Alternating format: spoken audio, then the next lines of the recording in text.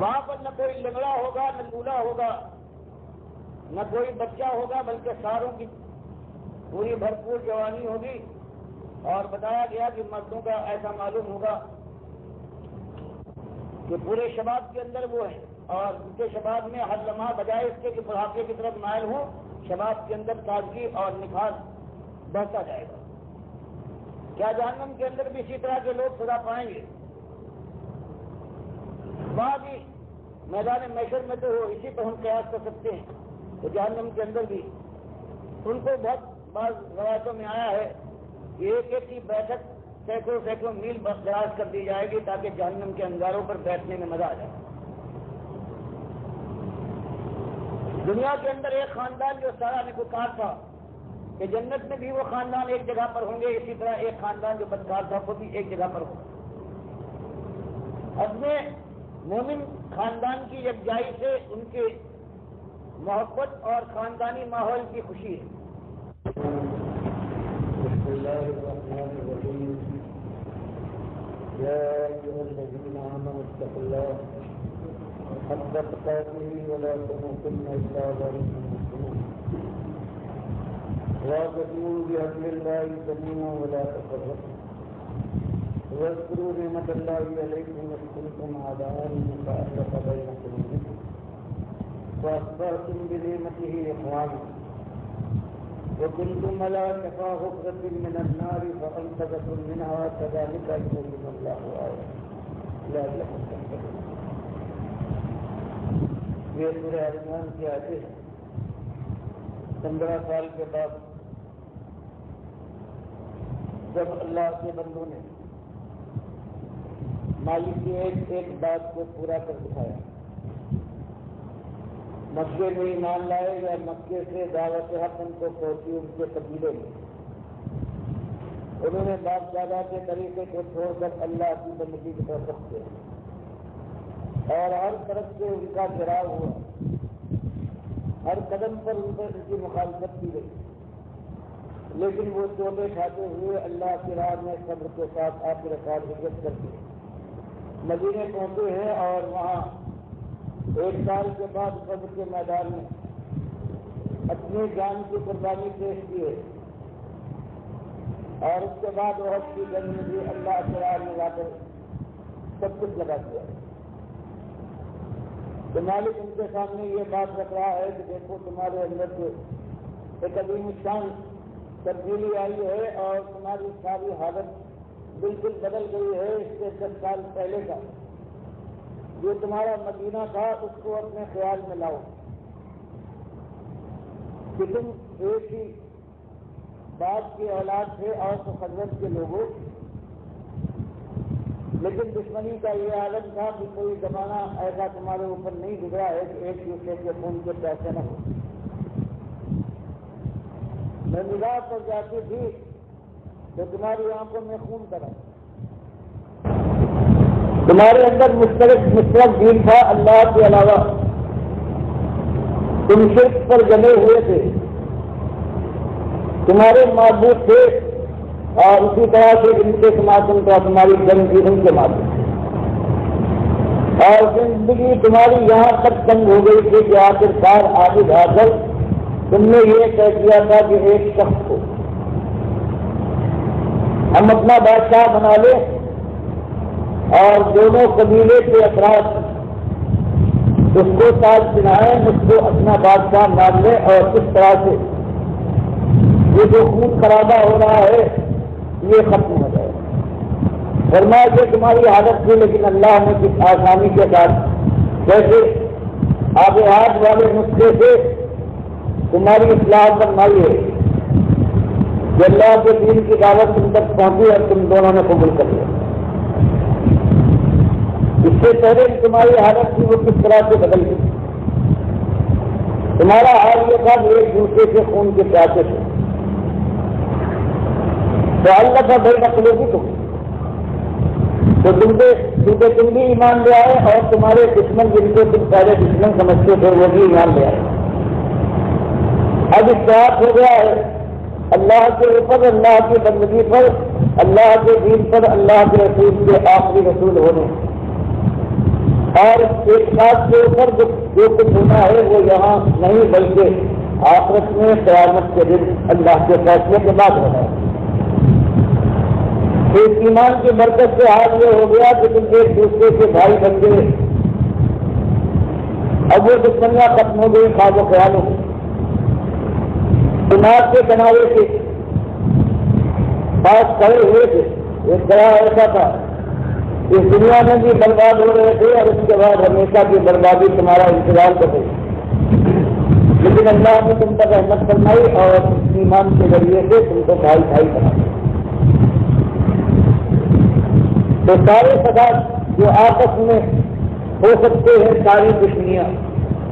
اگر ختم ہو سکتی ہے تو اس طرح سے اللہ کے دین کی صحیح دعوت تھے، بتانے والے بھی اللہ کی بندگی کا نمونہ پیش کرے اور جو ان کی بات کو مانتے ہوئے ان کے ساتھ ملتے جائے وہ بھی اللہ کی بندگی کا دم بنے اور اللہ کے رسول صلی اللہ علیہ وسلم کی طرح ان کی سنت کے مطابق اپنی زندگی گزارنے لگے تو یہ آپس کی ساری دشمنیاں ختم ہو جائیں گی اور ایک ایسا گروہ اللہ پیدا کرے گا کہ جو باطل کے مقابلے میں جم کر کھڑا ہوگا، خیر کو پھیلائے گا اور برائی اس کے ذریعے سے اس دنیا میں ختم ہو جائے گی۔ تو یہ بات تھی کہ جب ایمان دل میں اتر جائے تو پھر دشمنیاں ختم اور دوستی پیدا ہو جاتی۔ کسی کو بیان کیا اللہ کے نبی صلی اللہ علیہ وسلم نے، اور بیان کرنے والے وہ ہیں جو ہجرت کے 7 سال کے قبل گزرے ہیں، یمن سے آئے ہیں۔ ایمان لانے کے بعد وہ بیان کرتے ہیں ابو موسیٰ اشعری رضی اللہ تعالیٰ عنہ کہ قال رسول اللہ صلی اللہ علیہ وسلم المومن للمومن کالبنیان یشد بعضها بعضا، کہ اگر کئی دونوں میں ایمان دل میں اتر جائے تو اس کے بعد پھر مومنوں کے اندر یہ انقلاب پیدا ہو جانا چاہیے کہ دشمنی، خود غرضی، نفسا نفسی کے بجائے ان کے اندر اس طرح سے بھائی چارہ ہو جائے، ایسا میل ملاپ ہو جائے، ایک دوسرے سے ہمدردی اور انتظاری اس طرح سے پیدا ہو جائے جیسے کہ ایک عمارت ہوتی ہے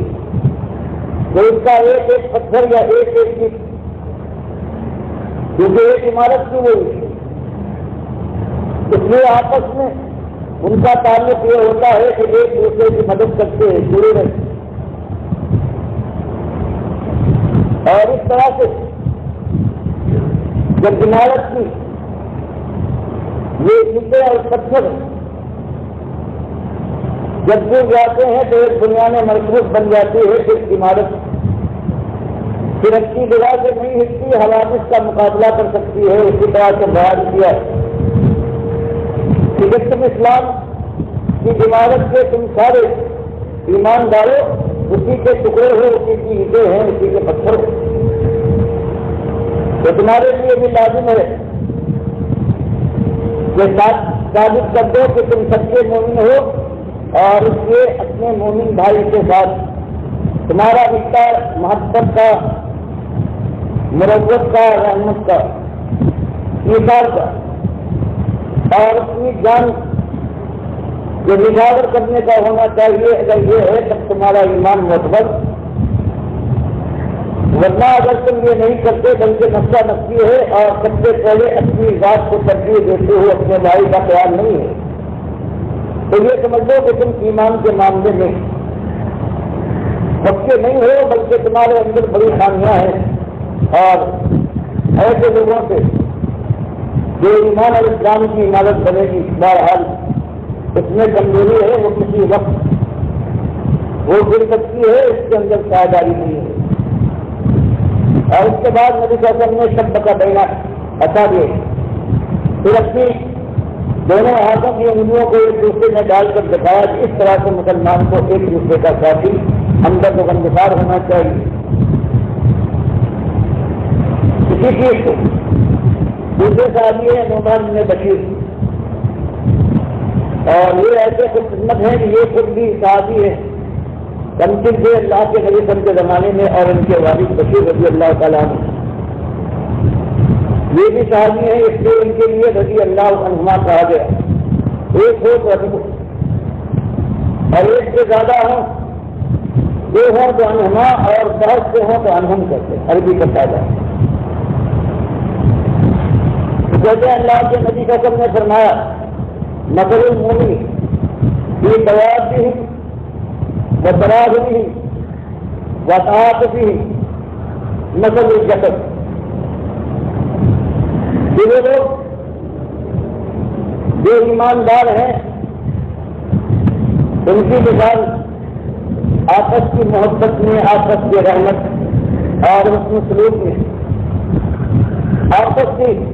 تعاطف میں، عطف کے وقت ہمدردی اور غمگساری، ان کی مثال یہ ہے مثل الجسد، جیسے ایک جسم ہے اس کے مختلف حصے ہیں، اسی طرح سے یہ اسلام کی جو جماعت، اللہ کے بندوں کی جو جماعت ہے، وہ سمجھو ایک جسم کی طرح، اور ایک جسم میں ٹکا ایک اگر جس میں اس کا کوئی ایک جگہ پر تکلیف، پریشانی یا بیماری ہے، تباہ لہو سائر الجسد بالسہر والحمى، تو یہ نہیں ہے کہ ہاتھ میں جب تھوڑا نکلے، ہاتھ میں درد ہو تو اس کے بعد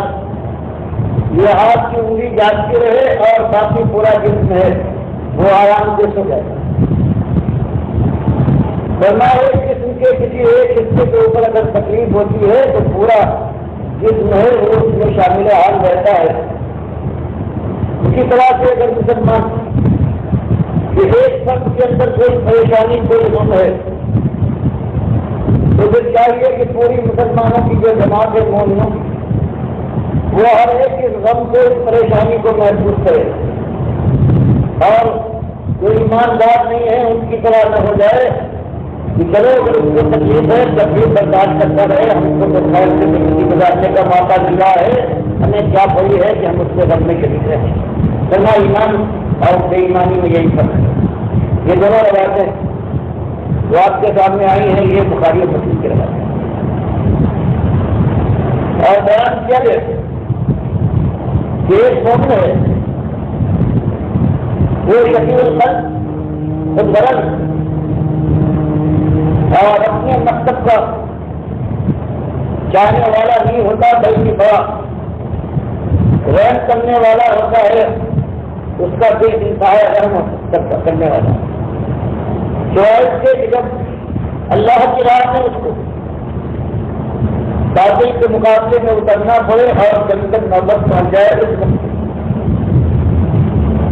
مجبوری ہے، ورنہ وہ انتہا رحم دل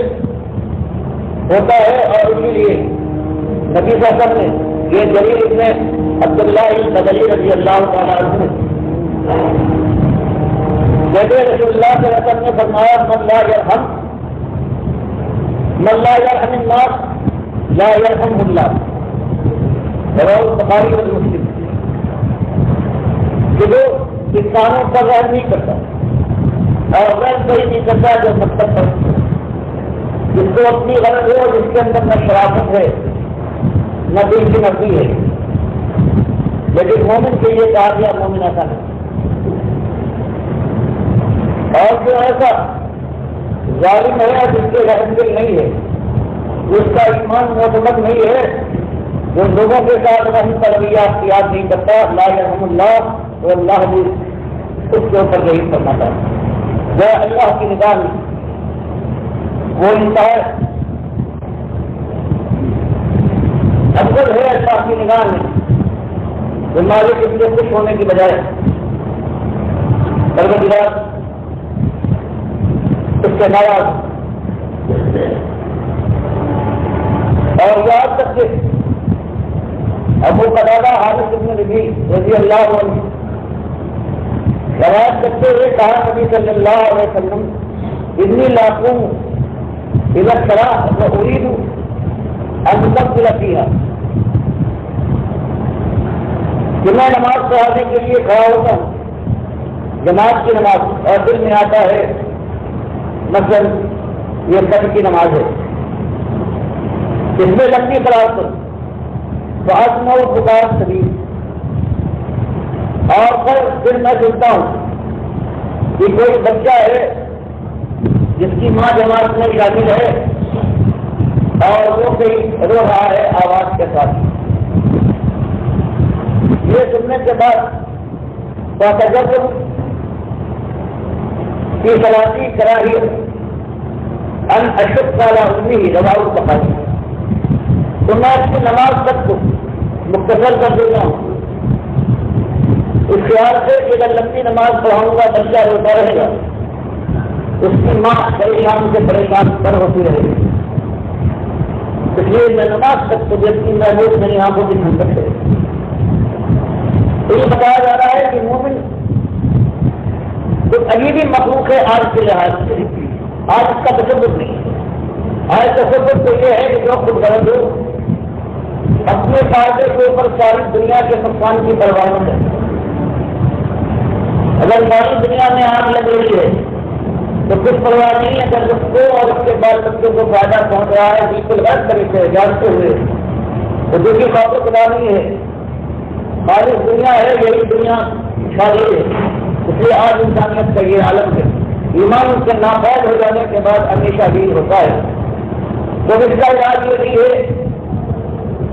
کسی کو پکار کیا جائے اور کتابوں میں اخباروں میں اس کے خلاف آواز اٹھائی جائے. اگر اٹھائی جا رہی ہے سارے لوگ، لیکن اسی وقت اس کی اصلاح ہو سکتی ہے کہ وہی ایمان کی دعوت سے اور اللہ کے بندوں کو صحیح معنوں میں اصلاح کی طرف بلایا جائے. اللہ کی بندگی اور قیامت کے ڈراوے سے ان کو ہر وقت کو یاد رکھا جائے. پھر اللہ کی کتاب اور اس کے رسول صلی اللہ علیہ وسلم کے فرمودات ہیں وہ آتے رہے اور معمولی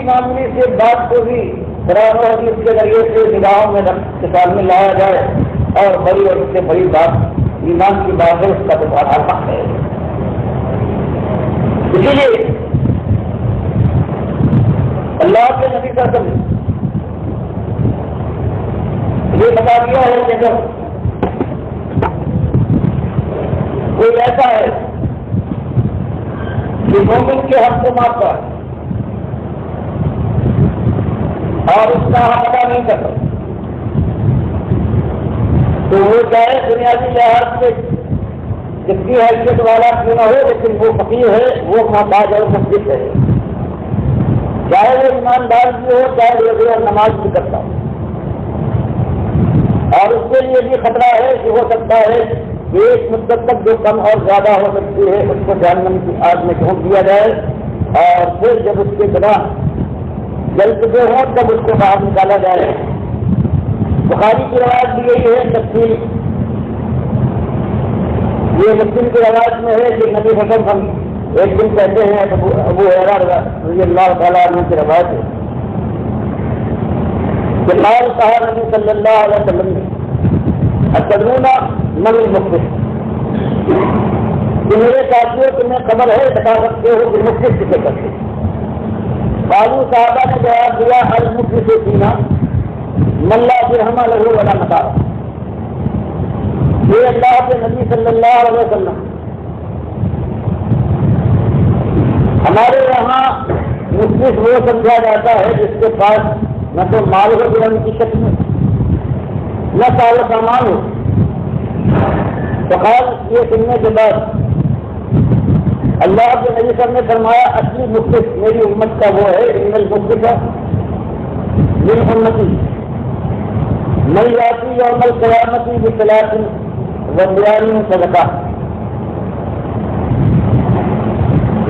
میری امت کا مفلس وہ ہے جو اس نے دنیا میں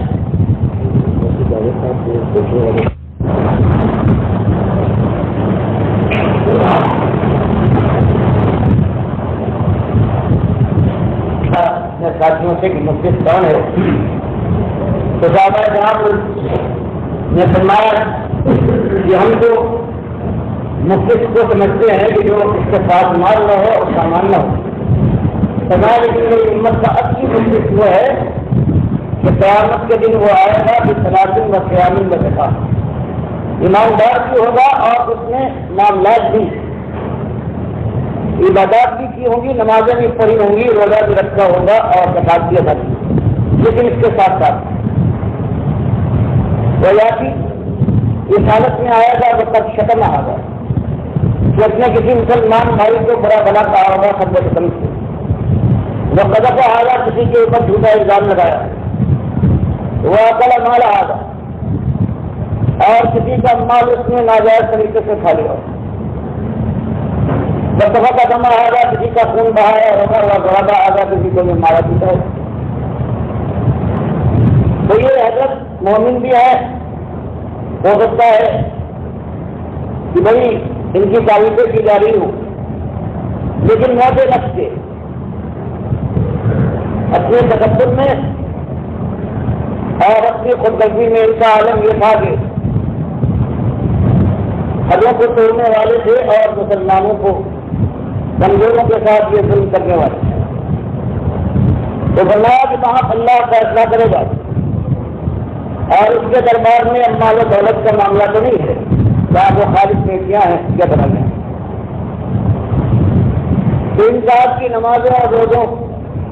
اور زکات اور ان کے ایمان کی جو نیکیاں تھی، ان نیکیوں میں سے جن کو انہوں نے ستایا تھا جو پریوادی اور مستفید بن کر آئیں گے، فیوتا حاضر من حسناتی و حاضر من حسناتی، تو پروردگار ان کی نیکیوں میں سے جن کے اوپر انہوں نے دنیا میں ظلم کیا تھا تو وہ فریاد کریں گے تو ان کی نیکیوں میں ان کے ظلم کے عین مطابق اپنی نیکیاں لے کر مالک ان سے اور ان مزدوروں کو دے دے گا جن پر انہوں نے ظلم کیا۔ یہاں تک کئی فریت حسناتوں قبل یغفر نہ علیہ، یہاں تک کہ اگر یہ ہو جائے اتنی نیکیاں ان سے لے چھین لی جائے، دوسروں کو دے دی جائیں کہ ان کی ساری نیکیاں ختم ہو جائیں، اور اب بھی لوگ جو فریادی ہیں وہ باقی ہیں، تو فرمایا تو اس کے بعد اخذ من خطایا، اب جن لوگوں پر اس نے ظلم کیا تھا ان کی خطاؤں کو لیا جائے گا، اور اتنا انہوں نے ظلم کیا تھا اسی کے مطابق اس لحاظ سے اللہ جانتا ہے ان فریاد کرنے والے کو خطاؤں کو لے کر کس کو بدلاتے ہیں، اور پھر انجام یہ ہوگا فَاسْتَرِحَتْ عَلَيْهِ، وہ برائیاں اس پر لالی جائیں گی، ثُمَّ تُرِحَتْ بِالنَّارِ، تو یہ نمازی اور یہ زکات دینے والا اور روزے دار ہے، یہ جہنم کی آگ میں جھونک دے گئے۔ تو یہ بتایا گیا ہے یہ ایک ایک عمل کے اوپر پوری طرح سے اللہ کے کام کو اللہ کے رسول صلی اللہ علیہ وسلم کے فرمان کو نگاہ میں رکھنے کے بعد عمل کرو۔ ایسا نہ ہو کہ ایک طرف کمائی بھی کر رہے ہو اور اس کے بعد اس کے ساتھ ساتھ حدوں کو توڑتے ہو، ظلم کرتے ہو، اللہ کے ساتھ کوئی کمی کرے اس کی بندگی میں تو اللہ بڑی رحمت والا ہے، لیکن جب بندوں کے ساتھ حقوق العباد کا معاملہ آتا ہے تو انسان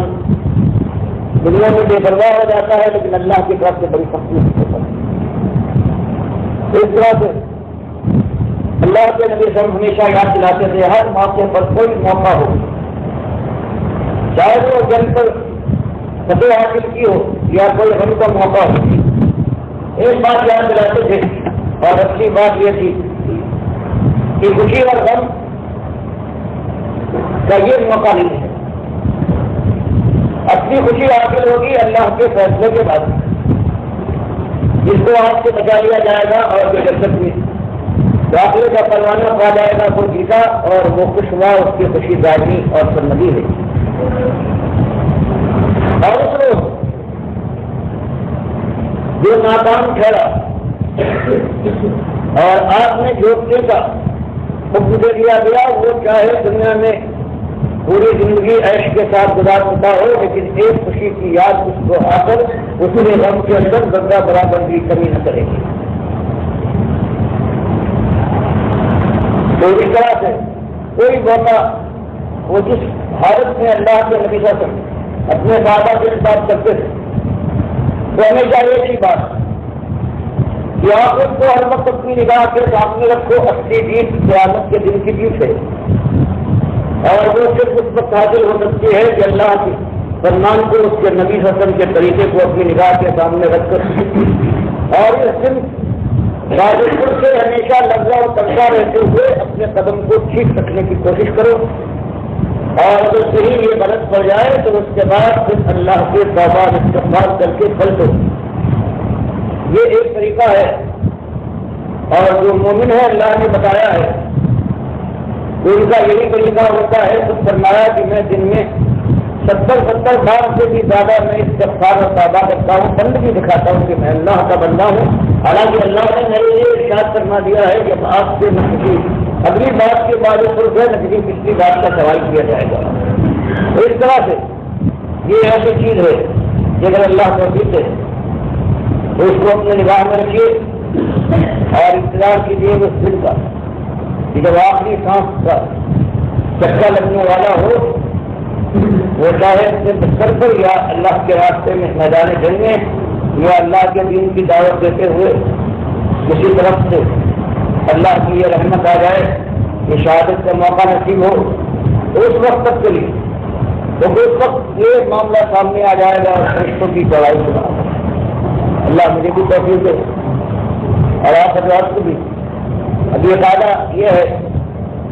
کہ عصر سے مغرب تک جمعرات کے لیے تقریروں کے بعد یہ حدیث کے مختلف ٹکڑے اور قرآن کی مطابقت آپ حضرات کے سامنے آتے رہیں گے تاکہ دین کا پورا علم ہمارے حضرات کے سامنے ہو، اور ہر طرح کے معاملے میں ہمارا زندگی کا ایک ایک لمحہ ایک ایک کام ہے جس کو اہل سنت کے مطابق ہونا چاہیے کہ اللہ تعالیٰ ہمیں اس میں رہنمائی کے ساتھ نوازے اور ایمان کے ساتھ پھر عمل صالح کو